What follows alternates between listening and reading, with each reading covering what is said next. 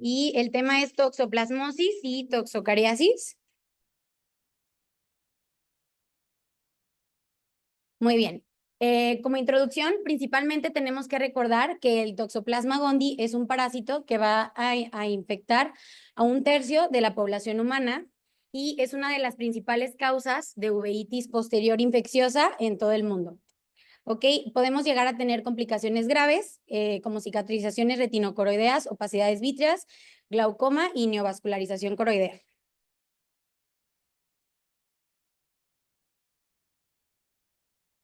Es muy importante recordar que este tipo de enfermedad es muy predisponente en toda Latinoamérica. En México cuenta con una seroprevalencia en un 32%, con una mayor incidencia en el sur de nuestro país.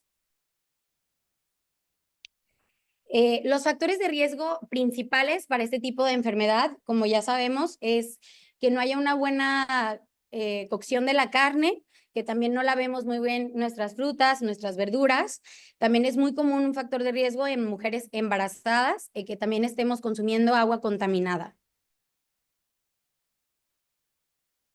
La fisiopatología de la toxoplasmosis, principalmente, hay que recordar que el Toxoplasma gondii está presente en aves de mamíferos, es un parásito intracelular obligado.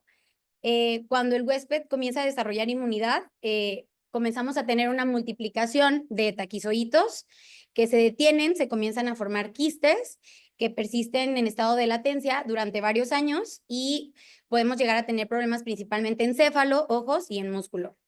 Las formas latentes del toxoplasma van a denominarse bradizoitos. Bueno, este es el ciclo principal del toxoplasma. Hay que recordar que no todo, pues, es el gato, ¿no?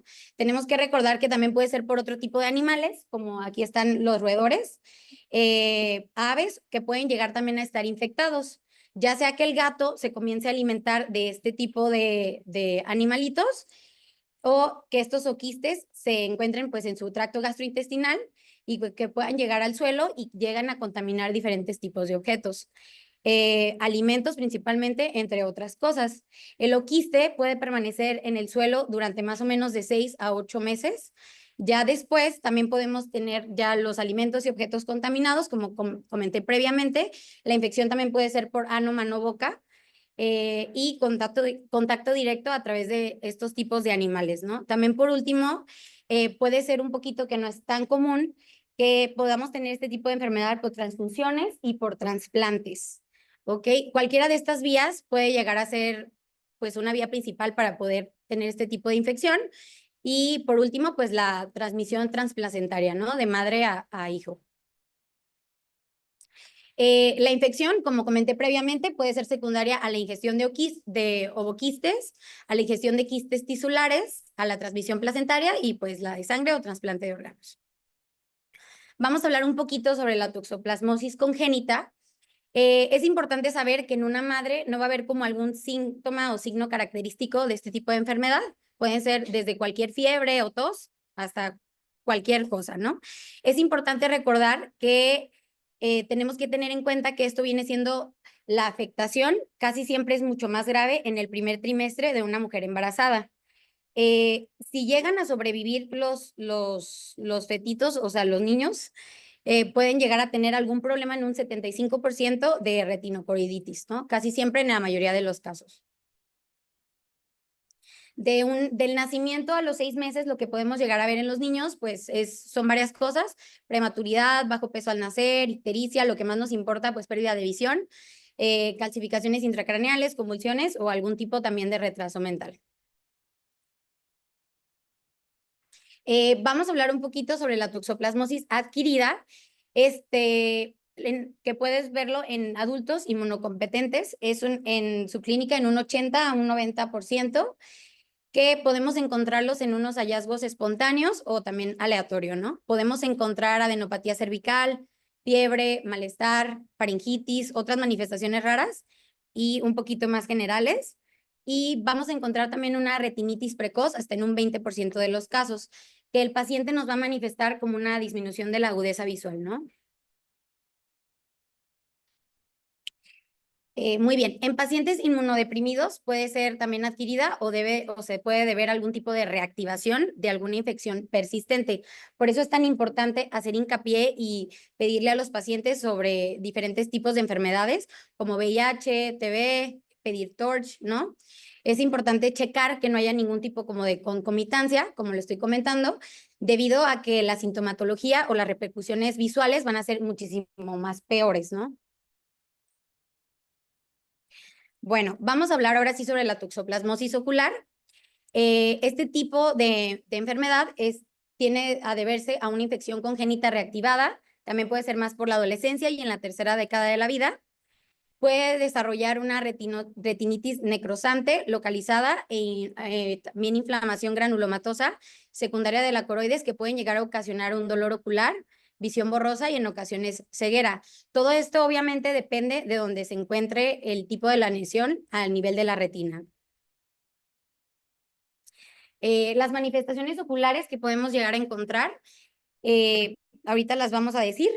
Usualmente sabemos que este tipo de enfermedad presenta en un 20 a 60% de todas las uveitis posteriores. Y hay que tener en cuenta que la reactivación de cicatrices que contienen quistes previamente inactivos es una norma en pacientes inmunocompetentes, aunque hay una pequeña minoría que se debe a una nueva infección. Es decir, que aunque tengan una reactivación o una infección nueva, pueden tener dos tipos de mecanismos pues, en el ojo, ¿no? Y aquí están los signos y síntomas que vamos a empezar a encontrar. Es en un comienzo agudo, subagudo, pues encontrar miodesopsias, visión borrosa, fotofobia. Vamos a encontrar datos de uveitis anterior. Usualmente es granulomatosa. También hay que recordar que es casi siempre unilateral. Puede haber o no aumento de la presión intraocular. Y es típica la presencia de un foco inflamatorio aislado blanco y desflecado de retinitis o retinocoroiditis asociado a una cicatriz pigmentada, una lesión satélite. Ahorita vamos a poner una imagen. En este caso, aquí es una imagen en donde podemos ver este tipo de lesiones que se pueden generar, y sobre todo, pues podemos tener más tipo de complicaciones, ¿no? Podemos encontrar también lo que vienen siendo focos de novo, que no son asociados a una cicatriz antigua y las lesiones múltiples son relativamente raras en pacientes inmunocompetentes, pero se observan a menudo en pacientes que tienen algún tipo de inmunodepresión. Podemos encontrar también algo muy importante que es vitreitis. A la hora de que pues quieres revisar bien al paciente, pues no puedes entrar bien al fondo de ojo.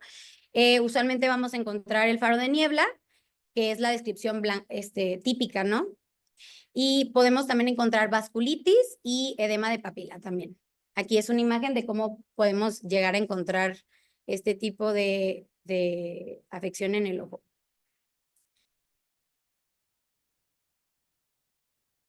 Aquí puse dos imágenes, principalmente la imagen A. Es un fondo de ojo en el que mostramos una lesión blanca amarillenta, que es una lesión activa que afecta principalmente pues a la mácula, ¿no? Ahí como se ve el tamaño pues es un poquito menos que el diámetro de disco, más o menos, y vamos a encontrar un edema retiniano, que es el que muestra las flechas amarillas, y asimismo encontramos pues todavía no hay ningún tipo de cicatriz, pero sí podemos ver que existe una vitreitis ahí presente, ¿no? Cómo se ve turbio ahí. En la imagen B vamos a encontrar una lesión recurrente activa, que es la imagen blanca, que vemos ahí como amarillenta. Vamos a encontrar las lesiones satélites, que son las que están ahí con el círculo blanco. Y pues, ¿cómo se pueden llegar a ver? Que estas lesiones son muchísimo más hiperpigmentadas o también hipopigmentadas, que también acá están de este lado. Bueno, la neuroretinitis va a ser similar a la que se ve también en una enfermedad por arañazo de gato, que puede ser muchísimo más rara y puede ser un marcador de infección adquirida mucho más que una reactivación. La toxoplasmosis retiniana es una manifestación atípica que se caracteriza por agrupaciones de pequeñas lesiones blanco-grisáceas. Vamos a encontrar una pérdida de visión en un 25%, lesiones inflamatorias maculares, edema macular, afectación del nervio óptico, oclusiones vasculares, algún tipo de DR, neovascularización coroidea y tardía. Esta es una imagen en la que vamos a encontrar pues también un edema de papila, como lo vamos a ver en una neuroretinitis. Cómo se puede llegar a ver una masa blanquecina ahí, adyacente pues al nervio óptico. ¿Cómo vamos a diagnosticar esta enfermedad? Es súper importante tener en cuenta que tenemos que tener pruebas serológicas. Vamos a tener también presencia de algún tipo de imagen, podemos solicitarla, una tomografía, una resonancia, algún tipo de evaluación histopatológica y también podemos llegar a pedir algún tipo de PCR. Pero recordar que principalmente pues el diagnóstico es clínico, ¿no? ¿Cómo lo vamos a ver en fondo de ojo? El análisis mediante el PCR va a ser muy variable de líquidos intraoculares y tiene una sensibilidad del 16 al 67%. ¿Ok? Pruebas de imagen, podemos llegar o no a pedir un OCT, el cual nos va a llegar a mostrar pues el grado de edema que tengamos, ¿no? Si es que la vitreitis nos puede permitir poder tomar el OCT. Este es un cuadro en el que podemos ver las pruebas de la serología para saber si la toxoplasmosis se encuentra ahorita en una enfermedad activa o no. También, sobre todo, para saber si vamos a llegar a dar algún tipo de tratamiento o no. Cuándo tenemos que iniciar a dar o cuándo no, cuando es algo crónico o cuando es algo agudo. ¿Okay? Bueno, el tratamiento de la toxoplasmosis ocular, pues usualmente pues en diferentes literatura vienen distintos tipos de tratamiento. Es súper importante tener en cuenta que el primer tratamiento es la pirimetamina de 100 miligramos en el primer día como dosis de carga única, luego de 25 a 50 miligramos por vía oral una vez al día en adultos durante 4 semanas, ¿ok? En niños 2 miligramos por kilo de peso el primer día y después 1 miligramo por kilo de peso una vez al día. También junto con ese vamos a tener la sulfadiacina de 2 a 4 gramos por vía oral, el primer día también como dosis carga. Después vamos a disminuir 500 miligramos a 1 gramo 4 veces al día en adultos de 3 a 4 semanas junto con la pirimetamina. Es importante recordar que si utilizamos la pirimetamina, pues tenemos que utilizar el ácido folínico porque podemos generar problemas en médula principalmente. Esta se da de 5 a 25 miligramos por vía oral una vez al día con cada dosis de pirimetamina, como lo comenté. Y vamos a dar la prednisolona. Es importante recordar que iniciamos con el uso de esteroides 48 horas después de que iniciamos con el tratamiento antimicrobiano, ¿verdad? Se administra inicialmente de 1 miligramo por kilo y después vamos a irlo reduciendo según nosotros veamos la respuesta clínica del paciente. ¿Ok? Es importante recordar que el paciente tiene que terminar con el tratamiento de la toxoplasmosis 6 semanas. De 4 a 6 semanas no lo pueden suspender antes. ¿Ok? Es importante también recordar que la pirimetamina es muy difícil de conseguir aquí. Entonces nosotros utilizamos principalmente el trimetoprim sulfametoxazol de 80 miligramos sobre 400 cada 12 horas por 6 semanas, ¿no? Y se ha visto que es el mismo tratamiento eficaz como si fuera también la pirimetamina, ¿no? De segunda línea tenemos la citromicina, la clindamicina también. Hay que recordar que la citromicina, esta va a reducir las tasas también de recidivas de esta enfermedad por retinocoriditis. La dosis que usualmente dejamos es de 250 a 500 miligramos. La clindamicina, la dosis es de 300 miligramos 4 veces al día, que también se puede llegar a añadir pues a la triple terapia. Hay que tener en cuenta pues individualizarlo en cada tipo de paciente y sobre todo por recordar que un efecto adverso importante de la clinda pues es una colitis pseudomembranosa, ¿no? Ok, pueden darse corticoides tópicos también y midriáticos en caso que estemos presentando pues de uveitis anterior, ¿no? Es importante recordar que algunos de los 2 antibióticos se pueden llegar a dar de manera inicial junto con el trimetoprim sulfametoxazol, ya sea si das la citro o si das también la clinda. Recordar que siempre tenemos que tratar este tipo de enfermedad, no obstante, pues en pacientes que sean recién nacidos, en mujeres embarazadas, en pacientes inmunocomprometidos. Sí es importante, sí o sí, dar este tipo de tratamiento. Bueno, otro tipo de tratamiento alternativo al que ya expliqué vía oral, también se ha descrito que pudieras llegar a dar láser, pero en focos de retinocoriditis activa, pero su eficacia decía también que era muy limitada, entonces sí lo tienes que evaluar. La vitrectomía también es indicada para el manejo de complicaciones, como lo comenté, pues puede ser como pues por un desprendimiento de retina, por algún tipo de membrana epimacular o ambos, ¿no? Y también se ha visto que hay estudios que hablan sobre el uso del intravítrea de clindamicina 1 miligramo y dexametasona de 400 que puede llegar a ser tan eficaz como la terapia triple o en la infección reactivada. Es importante también recordar que esto sería casi de primera instancia en mujeres embarazadas, ¿no? Aquí tenemos estas dos imágenes. Es importante saber que, por ejemplo, la imagen tipo A es un paciente con toxoplasmosis al cual pues no se le había dado tratamiento y está con actividad moderada, que vamos a encontrar ahí pues las lesiones con los bordes que no están bien definidos, el borde un poquito amarillento y podemos llegar a ver datos un poquito de vitreitis. Y en la imagen tipo B ya vemos cómo el paciente después del tratamiento mejoró un poco, que cómo se llega a ver la lesión, ¿no? La imagen ya se ve con muchísima, o como hay como un borde ya delimitado y encontramos ya una zona necrótica también y sobre todo pues el fondo ya se ve con muchísima más claridad, ¿no? Muy bien. También se había visto que hay avances en el tratamiento de esta enfermedad, que es la tetrahidroquinolona, pero que creo que todavía no se encuentra en uso, porque todavía hay muchos efectos adversos. Este sería un tipo de tratamiento que elimina por completo el parásito en taquizoíto, bradizoíto y en enquistados. También este tipo de tratamiento es importante y se ha dicho que se puede utilizar en pacientes que tengan malaria. Bueno, hay que hablar un poquito sobre la coinfección que puede tener el toxoplasmosis con otro tipo de enfermedades, que puede ser con el VIH, cómo podemos llegar a verlo, ¿no? La lepra también, cómo podemos tener toxoplasmosis con toxocariasis, malaria con toxoplasmosis, y es importante siempre recordar que los factores de riesgo que tenemos es una edad avanzada y pues en pacientes inmunodeprimidos. Por eso es tan importante que comencemos a pedir todo tipo de estudios para saber si viene concomitante a alguna enfermedad, ¿no? La prevención de esta enfermedad, pues principalmente es lavarnos bien las manos y a tener una muy buena manipulación en cuanto pues a la cocción de nuestra carne, cómo se debe cocinar, a qué tipo de temperatura.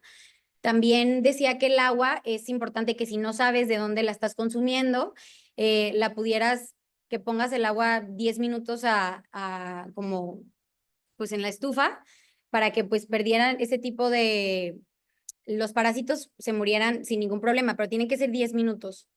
Se aconseja a las mujeres embarazadas pues que tuvieran mucho contacto con los gatitos y es importante recordar que en pacientes con VIH y con IgG positiva a Toxoplasma gondii se recomienda una quimioprofilaxis cuando estén los CD4 abajo de 100.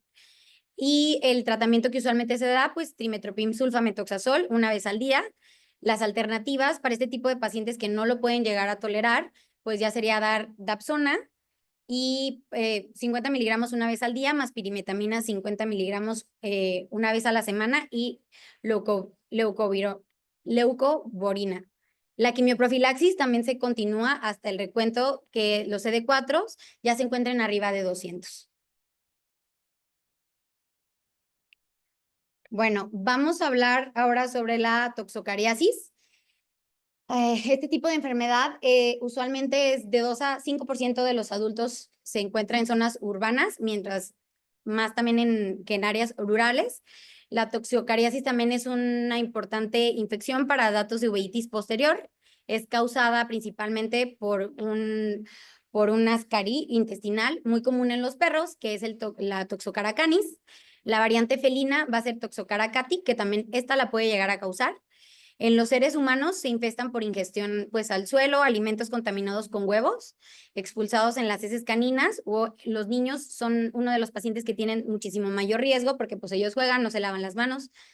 Y bueno, una vez ingerido este tipo de parásito, los huevos se transforman en larvas, las larvas comienzan a penetrar la pared intestinal y viajan a diferentes órganos, pudiendo llegar a infectar hígado, pulmones, ojos y pues consiguiente llegando a causar inflamación, ¿no?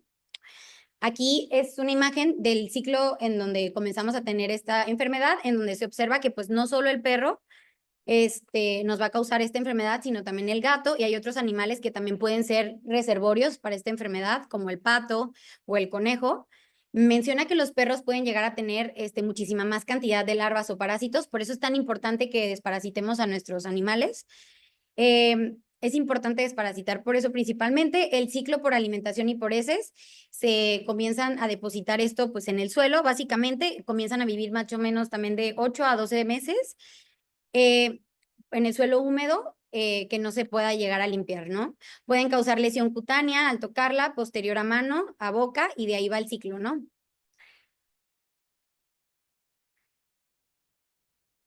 Muy bien. La infección ocular comienza a ser también por diseminación linfática o vía hematógena.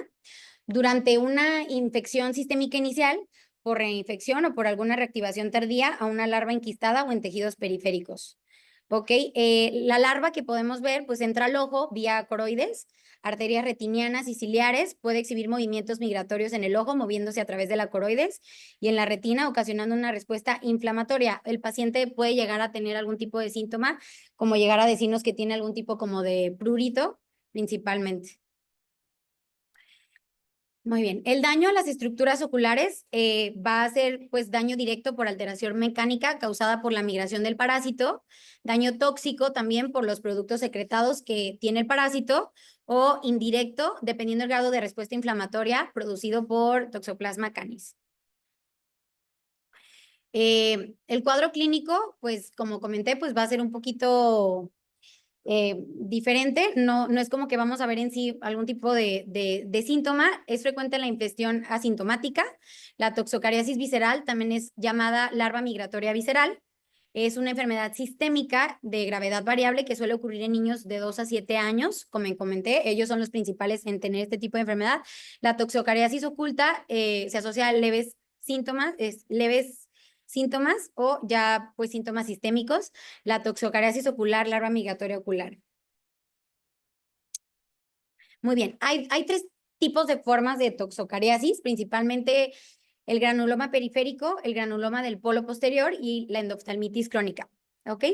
La endoftalmitis crónica usualmente pues es típicamente unilateral y los síntomas que vamos a llegar a tener es que el paciente comience a tener una disminución de la visión como primera manifestación clínica. Podemos llegar a tener también algún tipo de estrabismo o encontrar también algún tipo de leucocoria, ¿no?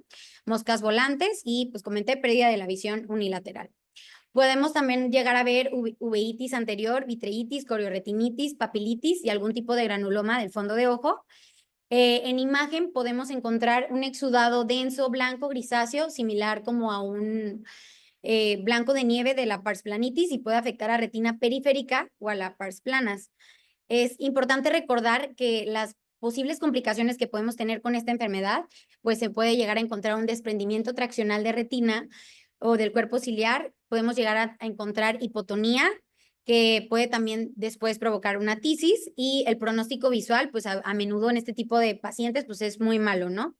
En esta imagen podemos ver un granuloma que puede ser pues de color blanco o amarillento, que con un diámetro más o menos de 1 a 2 del disco, donde la larva ahí se encuentra atrapada, ¿no? Es muy común también encontrar un hallazgo de un pliegue retiniano que se extiende pues hasta la periferia del nervio óptico, como se ve en esta imagen, ¿no? Y también podemos llegar a encontrar vitreitis, nada más. Ok. Podemos también tener tipos de pruebas complementarias para esta enfermedad que usualmente si es cutáneo, pues va a ser principalmente clínico y si no, nos vamos a basar con otro tipo de estudios. Uno de ellos, pues va a ser un hemograma completo, checar pues también si hay algún tipo de eosinofilia, hipergamaglobulinemia, sobre todo pues checar la IgE, es muy importante. La serología, solo se detectan anticuerpos contra Toxoplasma canis en la mitad de los casos oculares y la positividad es muy frecuente en la población en general. La ecografía también es otro tipo de estudio de imagen que nos puede llegar a dar pues y confirmar este tipo de enfermedad. Se puede llegar a hacer si los medios no son, si son turbios.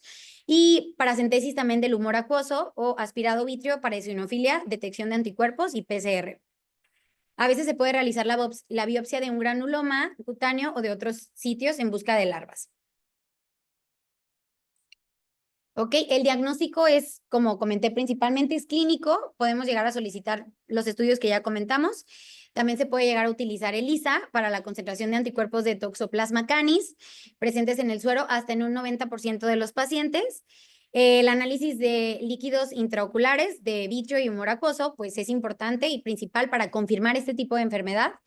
Y con la ultrasonografía es importante recordar que podemos llegar a encontrar algo que se llama triada de datos, que es una masa sólida periférica de alta reflectividad con bandas o membranas vítreas que se extienden entre el polo posterior, llegando a causar algún tipo de desprendimiento traccional de la retina.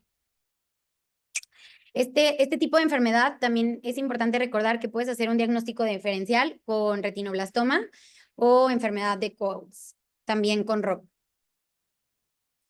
Ok, esta es una imagen en la que vamos a encontrar pues una lesión inicial o membrana, que es una banda que pues llega también hasta el nervio óptico, ¿no? En estos casos, como comentamos, pues se puede llegar a utilizar un ultrasonido para confirmar este tipo de diagnóstico y también se puede llegar a utilizar algún tipo de OCT para inflamación o edema y así seguimiento pues de las membranas que el paciente llegara a tener para decidir algún tipo de tratamiento médico como quirúrgico. Ok, el tratamiento ocular, principalmente, pues es prevención sobre todo de las medidas higiénicas que tenemos y la desparasitación de las mascotas, corticoides, pueden ser tópicos, perioculares, sistémicos, según sea necesario. Y es importante pues recordar que se puede llegar a dar pues los antihelmínticos, que es muy importante. Vamos a dejar el albendazol, 400 miligramos 2 veces al día por 5 días.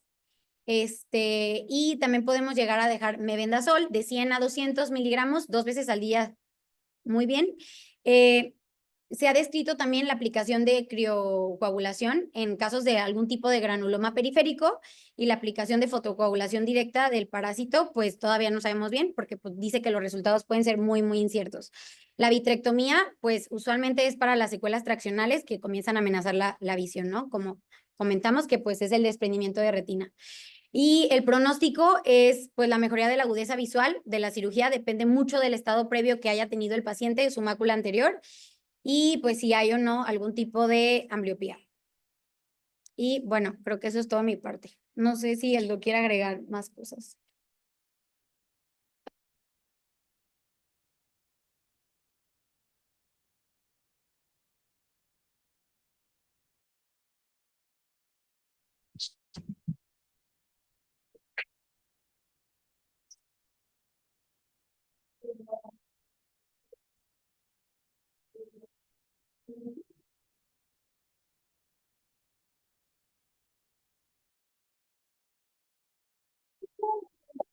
El que dijo, dice la inyección ¿De Clinda?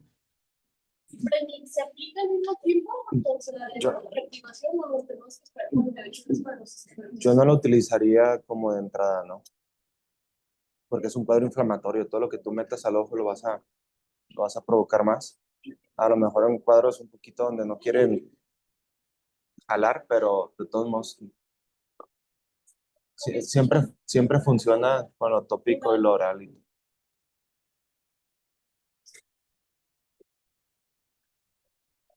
¿Va a haber otra clase? Sí, sí, sí. ¿De qué?